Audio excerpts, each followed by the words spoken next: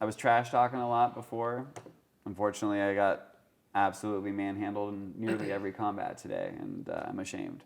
But it was fun. We hope you learned how to play, and if you have questions, you can write us any kind of messages on our website or on the Kickstarter campaign. The next thing, or the final thing we wanted to go through today are the evolved monkey clans and their respective abilities. So in the example of the game that Jeffrey and I just played, we were using the primitive version, as we mentioned before. So both of us were using the exact same abilities, kind of like a chess match.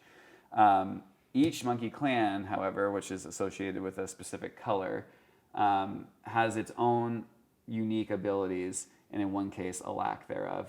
And we're just going to walk through what those are and kind of give you a feel for how they play. And again, we do recommend that you play at least one or two of the primitive version of the game before you move on to the more advanced, evolved version.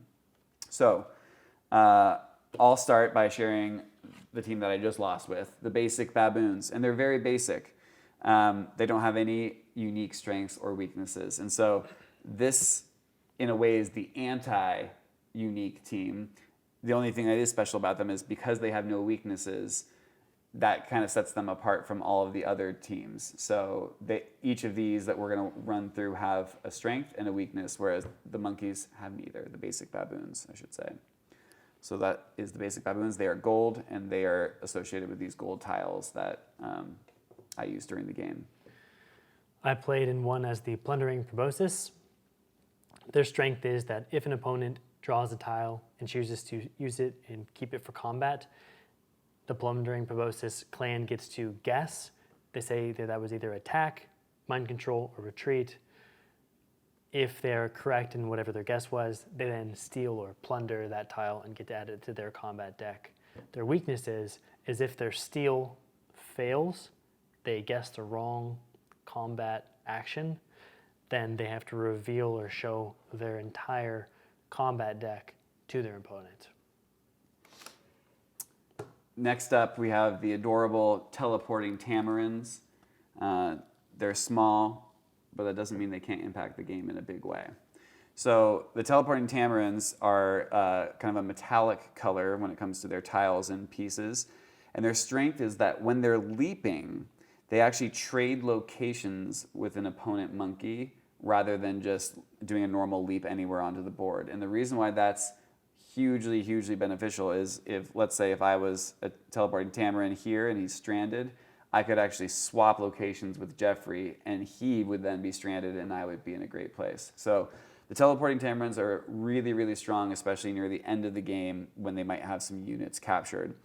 Their weakness, though, is that they are very, very small, and they are -1 in every single combat that they fight. And what that means is, let's say if Jeffrey and I both chose attack 2, then he would actually win because my attack value has a -1 when they're fighting. It wouldn't matter if he played mind control and I played attack, I would still win that because attack beats mind control. But if we played the same type, these guys are down a number. The next clan, the blue or purple clan, is the slippery spider monkeys. Their strength is after taking a turn, they can move any one of their monkeys. They basically get a free, friendly maneuver. So at the end of their turn, they get to complete it. They finish, the turn's done. Prior to handing over and for it to be Patrick's turn, I could then move one of my monkeys one space. So they're slippery, they're hard to tie down. The weakness is they begin the game with one of their units captured. So they're start a man down, but again, hard to tie down. Very true. Last but certainly not least, we have my favorite monkey clan, the Wrinkly Woolly monkeys. And the Wrinkly Woolies love a good wrinkle in time. Their ability is a lot of fun. When they draw a tile, for example, if I moved a monkey from one space to another, draw a tile, I could choose to use it like I normally would in any other turn, but the Wrinkly Woolies can actually use their opponent's top discarded mystic action instead of the one that they drew. This makes it really interesting to play as and against, because if Jeffrey is playing against me and I'm the Wrinkly Woolies and he has a really good action tile, if he plays it, I can play it right back on him on the next turn. So it makes your opponent feel a little bit nervous about what they might want to do. Their weakness, though, because they're so focused on mystic actions, is they're a little bit hindered in combat as well.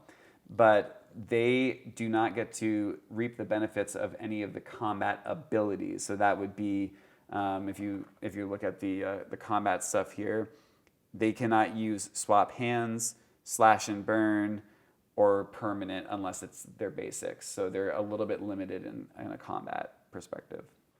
Everybody, thank you so much for sticking around and watching our How to Play Mystic Monkeys video. I'm sorry that you all had to witness Jeffrey just mopping the floor with me. That was really unfortunate. We all knew it was going to happen. It did happen. But we cannot wait for you to get your own copy of it. We thank you from the bottom of our hearts for backing this game on Kickstarter and making it a reality.